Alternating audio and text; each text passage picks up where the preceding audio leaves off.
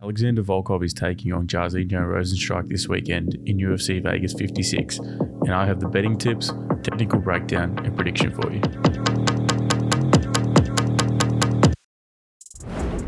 Hey guys, this week we have Russian kickboxer Alexander Volkov on a quick turnaround after he's lost to Tom Aspinall in the UFC's return to London. He takes on Suriname's own Jairzinho Rozenstruik, who is a handy kickboxer in his own right. We're going to break down this fight from a technical angle, provide our insight, and finally our prediction. We are super active over on Instagram, and we break down several other fights on every single card and provide all our betting tips over there. So give us a follow at Ascendant.MMA. Let's be real, this is a super tough fight to predict, and it's not really because of any technical part of the fight. It's more so that you just don't really know what you're going to get when these two step in the octagon. I think it's really tough to know where these two truly sit in the division, and to be honest, I just don't really see either of these guys competing with the top four that have kind of broken away and separated from this division. Volkov looked pretty bad in his fight against Tybura. I expected him to go out there and dominate that fight, but he didn't, and his cardio looked quite a worry. That could have been because of his bout with COVID. Then he fights Tom Aspinall and gets straight arm locked. That just shouldn't be happening at this level. Rozenstruik has looked okay in his time in the UFC, beating the guys that he honestly should be beating and losing to the best of the division. Now, while he's a power puncher,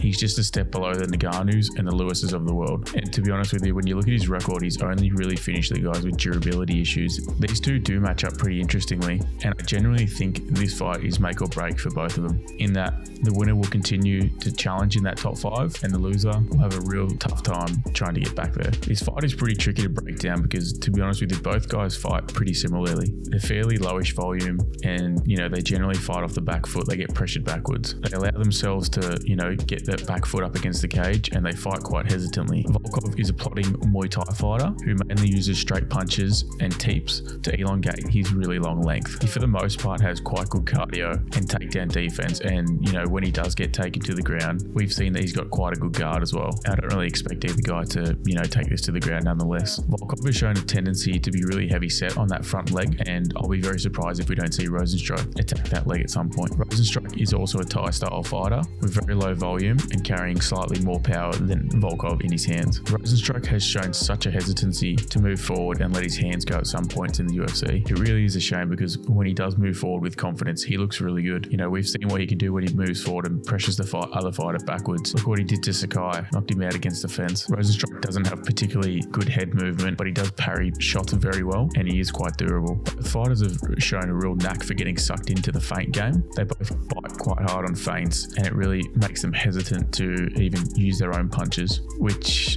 does worry me leading into this fight that we might see quite a slow-paced and potentially boring fight. Rozenstruik does have quite a decent jab, but he doesn't use his length as well as Volkov, which is what leads me to think he'll be the one taking the backward steps, while Volkov holds the center of the cage. Volkov has a really nice teep to the body, which he throws with his back leg. He uses this for two reasons. One's the distance management, so he uses it in place of a jab, and the second's obviously to, stab in that body and drain the gas tank of his opponent. I think for Rozenstruik, his hooks are going to be quite a good tool here, especially when exiting exchanges. Volkov does have quite a tendency to have his right hand a little bit low for my liking when he exits clinches and when he throws combos also.